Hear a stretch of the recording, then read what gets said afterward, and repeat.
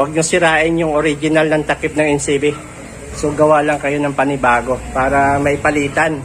At kung alin ang gusto nyong tunog ba, yung may butas o wala. So yan mga papsi, no?